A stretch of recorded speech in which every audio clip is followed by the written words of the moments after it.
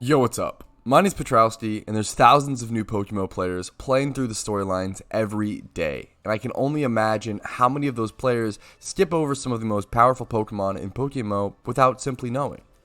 So I wanted to make this guide as a way of letting new players know what Pokemon to prioritize when just casually playing through the games, as well as maybe some Pokemon to seek out that will perfectly fit into their team.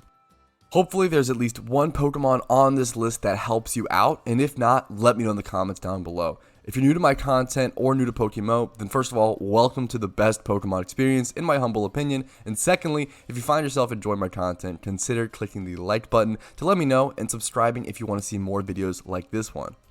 Support on the channel is what allows me to stay full time and put my heart and soul into every video. More on that at the end of the video, but for now, let's jump into some powerful Pokemon. Now, I'm going to try to break this down region by region, but a lot of these Pokemon are going to be able to be caught across different regions, so I'll try to mention that when possible. So let's go ahead and kick things off with the Kanto region. I'm sure you guys aren't sick of that kind of content yet. The first Pokemon that I want to talk about today is going to end up being Oddish, funnily enough.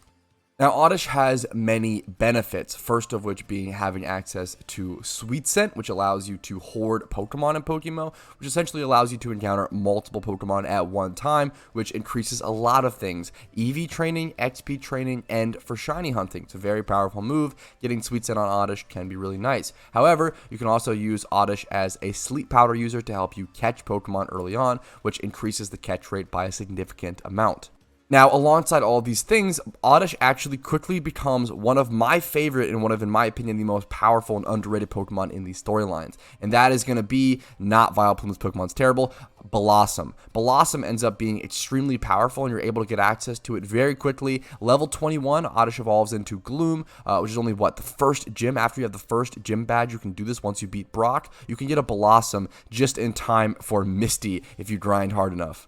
But what makes Blossom so powerful is that it has really solid base stats, 490 total, 100 base special defense, 90 base special attack, 95 defense, 75 HP, really decent bulk. The only area where it's really lacking is that 50 speed. However, the most important move and the most powerful move you'll find on Blossom is going to take care of that, which is Quiver Dance. Quiver Dance is a move that boosts not only the special attack, not only the special defense, but also the speed stats. You're boosting 3 stats in one. It's essentially a Dragon Dance, but you're also boosting a defensive stat and increasing your bulk, which ends up being really relevant for helping you set up more and more Quiver Dances.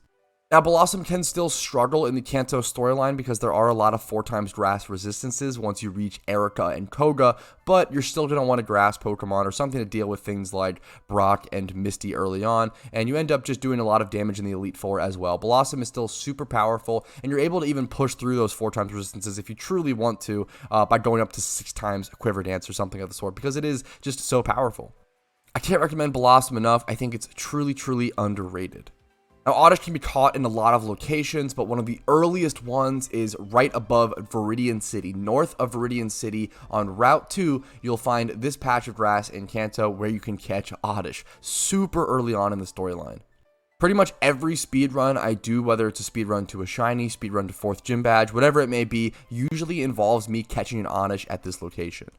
If you don't have access to this location, you can also check out all of the Oddish locations in the Pokédex tier as long as you've seen one in game. So you can see Route 2, Route 5, Route 6, Route 7, multiple different routes in Kanto. And if you scroll down, we do see it as well in early game in HOENN, Route 102, but you do need a lure, so Route 110 is probably more realistic. Route 110, Route 117. If we scroll down, we also have access to it in SINNOH, in the later game, to be fair, in SINNOH, which is where it kind of falls off, but on Route 224 at night or Route 229. You'll see them at super high levels. But that's enough about Oddish. Let's go ahead and move on to Pokemon number 2, which is probably going to be a fan favorite. It's going to end up being the beautiful, the incomparable Abra. Now, Abra has a lot of things going for it. First of all, its ability Synchronize gives you the ability outside of battle to increase the chance of encountering Pokemon in the wild with the same nature. I'll show you what I mean in a sec. You'll often see me lead my party with an Abra or something of the sort when shiny hunting because, for example, you can see up here in the top left-hand corner of the screen it says there's a 20% chance for wild Pokemon nature to match. The reason I do this is because here I have a modest Abra. Let's say I was farming other Abras or maybe farming any sort of special type attacking Pokemon. Let's use Oddish as an example. Let's say I was able to get myself a modest synchronized Abra. I could then go farm for Oddish and I would have a much higher increased chance to get a modest Oddish, which is very powerful. Nature is probably one of the most powerful things you can get for stats in PokeMMO or in the PokeMMO storylines for sure. Nature ends up being much more powerful and much more impactful than IVs. A lot of people don't want to keep that in mind or don't want to think about that because green number seems pretty good, but nature is super important. Don't neglect nature in favor of the green number.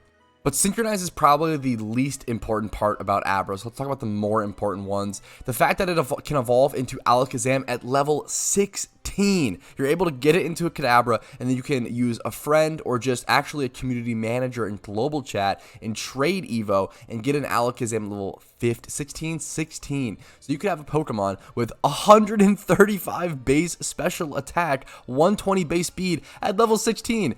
Doesn't get much more powerful than that at that level. That's pretty absurd stats for such early game. An Alakazam that early on will really help you sweep through pretty much anything the game throws at you. Now, one of the biggest pros of Abra is also one of its biggest cons. It's access to the move Teleport. When catching Abra in the wild, it will always try to teleport away. So you either have to catch it on the first ball or try to sleep powder it. Preferably with a compound-ized Butterfree, which you can get pretty early on as well, and that'll give your sleep powder 98.5% accuracy, so then you're then able to sleep powder the Abra, put it to sleep, hopefully throw a great ball or some Pokeballs at it, and hopefully catch them, because that's the scary part. One of the biggest cons of Abra is that it's very difficult to catch. Now, once you actually have the Abra caught, you can then use the teleport move to your ability. So I can go ahead and teleport here, and it teleports me right back in front of the PC. It essentially acts as fly if you use it correctly before you actually have access to fly. Now, obviously, you can't pick and choose which location you want to. It's just the last PC you were last in, so that's super important to keep in mind. However, it can also save a ton of time during the storylines. This is one of the most important moves that I use when shiny hunting. There is a big difference when shiny hunting. If I'm running back and forth to the PC to heal 60 times an hour, there's a huge difference between me flying and landing in front of the PC and having to run inside and, go to the PC center and heal. That saves 4 or 5 seconds every time versus me teleporting and being put directly in front of Nurse Joy here. It ends up saving a ton of time. Which is also why Abras are in pretty decent demand and you can end up selling them for really good Pokeyen once you get your 4th gym badge. Now, you can catch Abra on Route 5, 6, 7, and 8. However, the best place that I find to catch Abra is on Route 24 and Route 25 in Kanto, which is north of Cerulean City. So once you reach Cerulean City, Misty's gym, you can bike up above Nugget Bridge, head over to these two patches of grass. This one to the left is Route 24. And then if you go up more northeast, you'll encounter Route 25 right up here. You can also encounter Oddish, I believe in both of these patches, if not at least in this one if you want that as well. Now, the third Pokemon that I want to talk about is actually also found on these routes, but there is a better location, but I thought I'd go ahead and transition into him, and that's going to be Meowth. Meowth can also be found on Route 24 and 25 as a rare encounter, but you can technically farm for Meowth, Oddish, and Abra all at the same time. All of the three probably best Pokemon to catch in Kanto. Now, if you're not new to my channel, you probably have heard me talk about Meowth many times, but if you are new, Meowth is good for a couple of different reasons. First of all, because he has access to the pickup ability, which is fantastic for making some extra Pokeyen on the side. Pickup will allow you to pick up items after defeating wild Pokemon. This happens a lot more often than you would think. You'll end up picking up things like potions. It could be super potions, hyper potions. You'll pick up things like Great Balls a ton. At different locations in the game, you'll pick up different items. Pick up Meowth can even go as far as allowing you to pick up items like leftovers in Patterned Bush in Kanto. Ignore the Scyther Swarm for the sake of this video. Now, Meowth also has access to Fake Out and Payday, which can be a really nice combination. Fake Out obviously flinching your Pokemon. Most people know Fake Out flinches the opponent's Pokemon on the first turn only. Payday allows you to effectively get some extra Pokeyen. The way Payday works is that after defeating any Pokemon, whether it's wild or in a trainer battle, you are able to collect Pokeyen equal to, I believe, times 10 of the level. So, for example, let's say you were to Payday and kill a level 40 wild Pokemon, you would get 400 Pokeyen. Payday picked up to make you a nice little bit of side money during the storylines. However, it really gets effective late game, and people use it to make some really decent money in the late game at places like Dragon Spiral Tower in UNOVA. Meowth also has access to some pretty nice HM moves, at least in the early game, like Cut and Flash. And Meowth can also sell for really nice profit because people are looking for pickup Payday Meowths to make some decent profit late game. Let's go ahead and look at Meowth, look at 31 attack IV. Just a single 31 attack IV, Meowth is going for around 25k at the moment. Let's go ahead and look at 31 attack with Adamant Nature. This would be a pretty lucky catch, but nothing crazy. Just a 1 times 31 with the correct nature is going to cost you around 60k. Making that much Pokeyen right off the bat as a new player would be game changing. But that's it for my picks in Kanto. Let's go ahead and head over to the next region. We're going to go in numerical order. Let's head over to HOENN. Since at the time of recording, Johto isn't in the game quite yet, but spring 2023, baby. Spring 2023. Alright, now I've got 2 Pokemon in HOENN that I want to talk about. The first one being a really cool one because there's actually only one wild location for it, and it's in HOENN. Petalburg Woods Shroomish. Shroomish is also super early game, which is awesome. You can go ahead and start in Petalburg City, head to the west, and start heading over to the actual Petalburg Woods themselves, which should be right over here. Or you can head south from Rustboro City as well, I believe. Now, once you're in here, look, you can see everybody farming for Shroomish. This is a very commonly farmed spot since it's such a powerful one. Now, for a couple of reasons, obviously this is the only Shroomish spawn in the game, which is awesome, but Breloom is also one of the most desired Pokemon in the entire game because it's the best catching Pokemon in the entire game with having access to False Swipe, Spore, and the ability Poison Heal with the Toxic Orb for sustain and avoiding things like paralysis. This is also the best way to shiny hunt Shroomish, simply running back and forth and hoping for the best. Breloom can also be a really decent PvP Pokemon on top of that if you don't want it for its PVM utility of catching. Currently sitting at an 18.8% usage in PvP with a 54% win rate, pretty impressive. And on top of that, of course, like many of the other Pokemon mentioned here, you can sell Shroomish for really decent profit. Any male Shroomish will sell for a base price of probably around 3k, I would guess. Yeah, around 3k because it is in the Fairy Egg group. Understanding the reason why male Shroomish sell for a decent price all the time isn't really important, but I like to explain it. The reason why is because it's in the Fairy Egg group, which means people can use it to breed for shiny Chansey. For Pokemon like Chansey that are super rare in the wild, the best way to shiny hunt them ends up being breeding them over and over again with male counterparts in their egg group. However, Chansey is a female-only species, so you actually never have to worry about dittos with Chansey. You can just buy 30,000 on average male Fairy Egg group Pokemon like Shroomish. So if people are buying 30,000 male Shroomish every time to breed one shiny Chansey, the Shroomish economy and the Shroomish market ends up going around to a decent base price. On top of that, of course, people do want Shroomish or Brelooms as a catching Pokemon. So if you looked up a 31 attack IV Shroomish, you'll see them for around 6 to 8k. Let's go ahead and see if we see one with 31 attack, 31 speed. We see some decent prices. Let's say 31 attack Adamant, similar to Meowth. Not as good. I mean, here we go, 40k. Not as good of a price as the Meowth, but still super, super good and super solid. Now, one of the downsides to Shroomish is that you can't Sleep Powder or Spore it to help you within the catch since it is a Grass-type Pokemon, so that is important to keep in mind. But let's go ahead and move on to our second Pokemon I want to talk about in HOENN. Quick honorable mention though, before I go into that second Pokemon, I actually want to recommend you guys pick up a Tailow if you want help during the HOENN storyline. Tailow with Guts can be really powerful. I'm sure many of you know this, especially if you watch any sort of Pokemon Nuzlocke challenges perhaps on Pokemon YouTube. You'll see people constantly talk about Tailow and Swellow with Guts. Guts allows it to essentially ignore burn status and increase its damage immensely, especially if you're using Facade, which is a move that is increased by by being statused, and also gets Stab. Since Swellow slash Tailow are both normal type Pokemon, they end up doing pretty ludicrous amounts of damage. You can also combine that with Quick Attack to gain priority. However, most of the time with Swellow's base stats, you're not going to need to use Quick Attack since it does have 125 base speed. I honestly don't have a ton of experience with this strategy personally, since I don't do many Nuzlocks, and on PokeMMO I do think this strategy is not as powerful, since the frailty actually does come into play and really hurt Swellow in a lot of ways.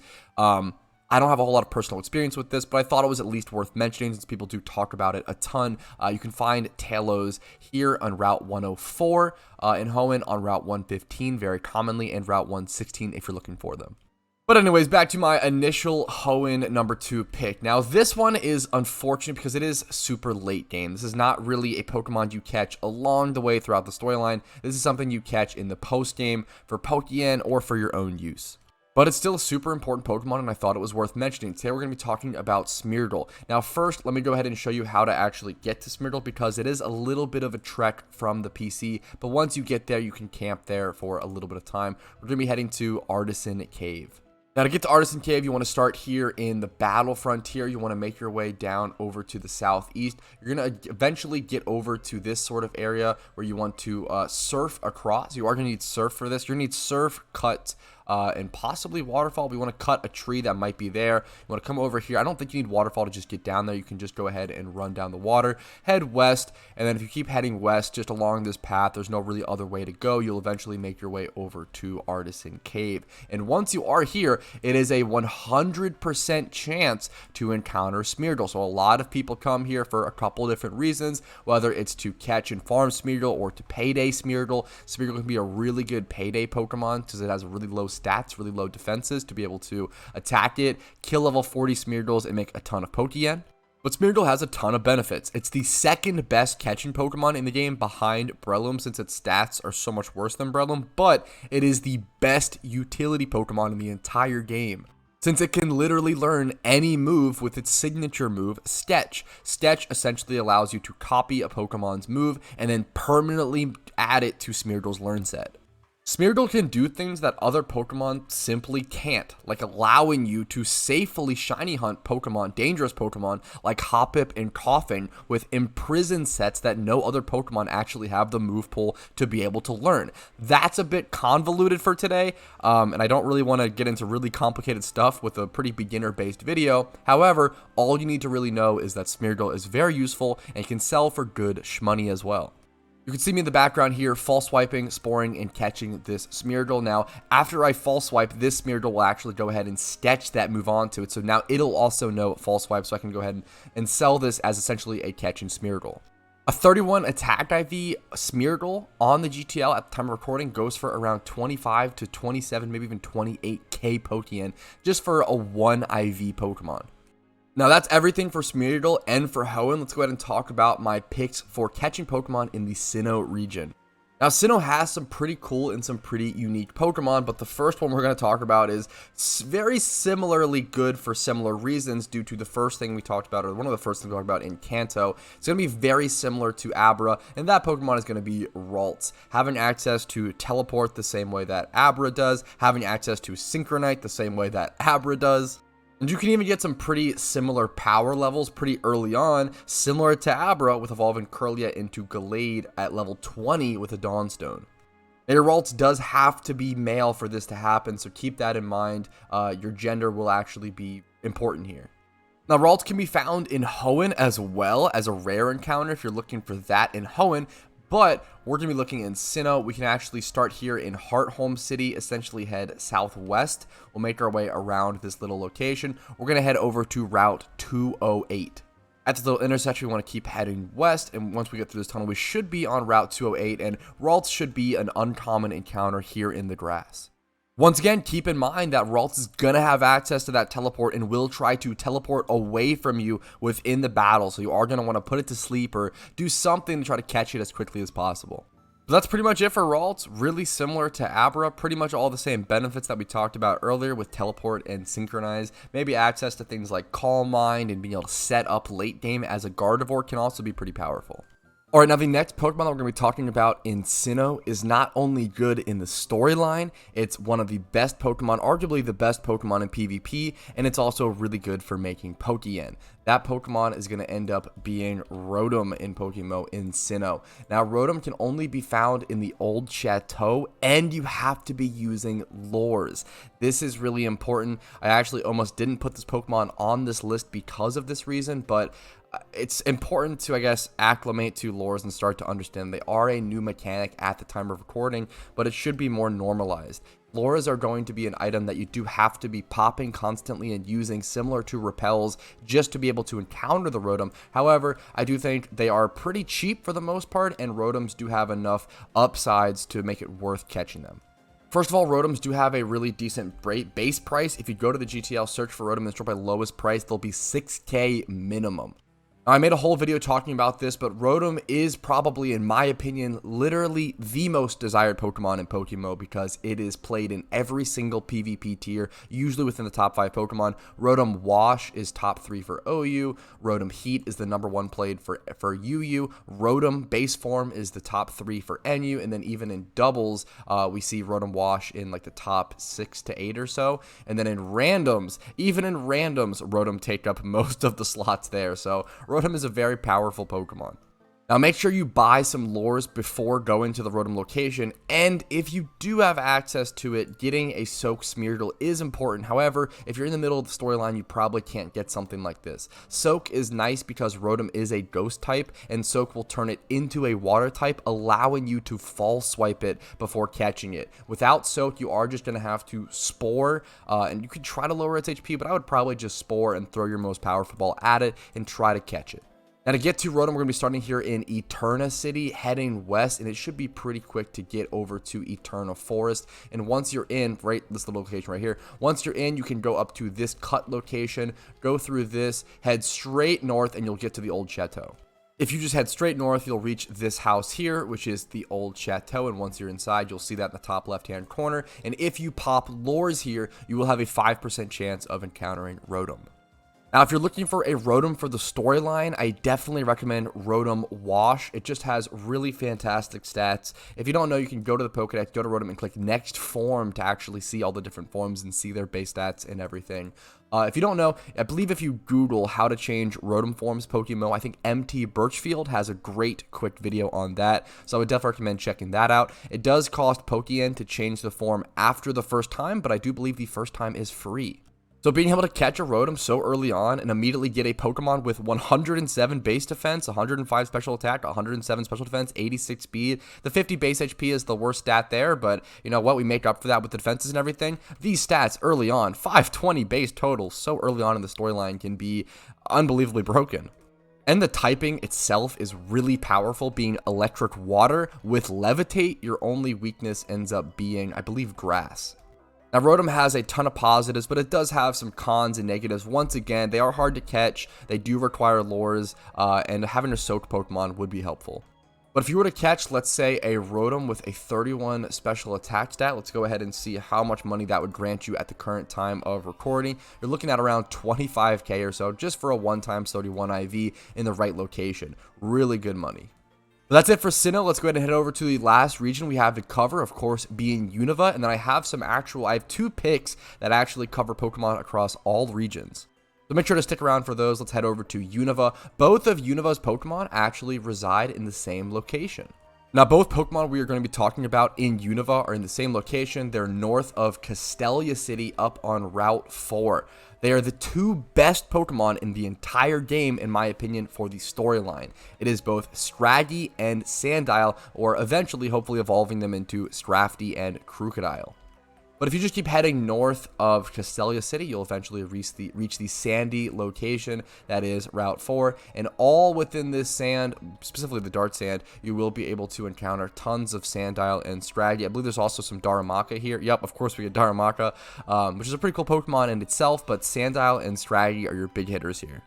Now, what makes Sandile and Scrafty probably the best Pokemon for storylines is the fact that they both get access to the Moxie ability, which is the best ability for storylines, being able to snowball through difficult gym leaders and difficult E4 members you would have otherwise not even been able to beat or maybe even touch, right? So Crocodile has that really nice 117 base attack and then 92 base speed and decent enough bulk. What you're going to want to do is maybe lead with a Meowth, do a fake out into Payday, do a little bit of damage, let your Meowth go down, bring in your Crocodile, finish off that first Pokemon, get that Moxie proc, raise your attack stat by 1, and then from there on out, you'll be able to kill newfound Pokemon, one-shot them all that you wouldn't have been able to before with your current damage. Scrafty is very similar, once again, having the Moxie ability. I will say Scrafty has a different kind of playstyle from Crocodile because it has much more bulk. It's very bulky and defensive, but it has a lower speed stat. The best way to run Scrafty, in my opinion, is you do have to pay 20k or so to get a Dragon Dance TM on it. Now, it is super worth it to do so, and once you do get a Dragon Dance TM on him, he'll be pretty much unstoppable. Set up 1 or 2 Dragon Dances on Scrafty, you're able to outspeed everything, and you quickly one-shot everything, and he just becomes impossible to break through, being as bulky as he is, while being as fast and powerful as he can get. Something overlooked on Crocodile is that he also has a ground and dark typing, which means he actually has 2 immunities. He is immune to electric type attacks as well as psychic type attacks. Being able to switch him in against Vault switchers or Thunderbolt users throughout the storyline is pretty relevant. But yeah, pretty simple stuff. These 2 Pokemon are probably the best storyline Pokemon in the game in my opinion, and they're both found in this location super nicely. If you check out the price of them, you probably can also see that they probably do go for a decent price. How's a Sandile with 31 attack looking right now? Yep, 30k minimum. That's crazy. What about Scraggy? A bit less, around 20k or so, maybe 25k, but really good Pokeyen to be made as well. I can't emphasize enough how powerful these guys are. I use Scraggy and Crocodile usually in every single storyline that I do. And I will be prepping them for Johto as well. Now that's pretty much it for UNOVA, funnily enough, pretty simple stuff. However, I do have 2 Pokemon that I actually want to talk about that can be found in pretty much most regions. The first one is going to be Magikarp. Now, Magikarp evolves into probably the 3rd best Pokemon for storylines in the entire game, being Gyarados. Magikarp can be fished pretty much all over the entire game. Magikarp can be gotten anywhere except for UNOVA, I believe, because he's fished by the Old Rod pretty much everywhere across different cities and regions. Look how many, just crazy amounts of wild locations for Magikarp across SINNOH, HOENN, and KANTO. You can't find him in UNOVA because, funnily enough, UNOVA doesn't have an Old Rod. It only has a Super Rod. But Magikarp / Gyarados is fantastic because Magikarp can make really good early game money since it's in the Dragon type egg group. People need to buy them for breeders, and Gyarados is probably your best bet for a really solid, cheap, budget storyline Pokemon, quickly becoming one of my favorites. The fact that he learns every move that he needs to upon level up, especially pretty early on, is super important. He gets access to Dragon Dance, Crunch, and Waterfall, and that's pretty much all you need to sweep an entire storyline. If you have a Gyarados, set up Dragon Dance twice, you should be able to one-shot, if not two-shot, every single Pokemon in the entire game with a nice Waterfall or Crunch. He's really that powerful and that efficient and that cheap.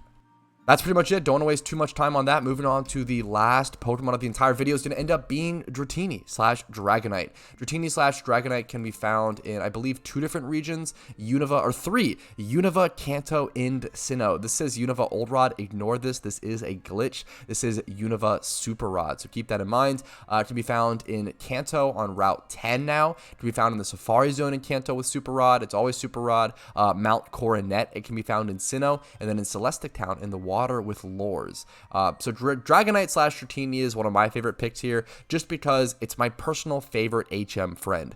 Dragonite can learn, I believe, every single HM move except for Flash, which Flash is pretty much just used, actually, and Rock Climb, that's another one. Rock Climb and Flash off the top of my head. So Flash is pretty much used as a niche HM 1 or 2 times in the KANTO storyline. Rock Climb is really only used here and there in certain storylines.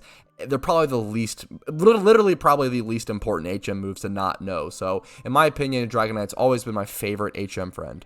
And he also ends up being a decently powerful Pokemon in the storylines, even when acting just as an HM friend. So I've always been a huge fan of Dragonite. How could you not be with that face?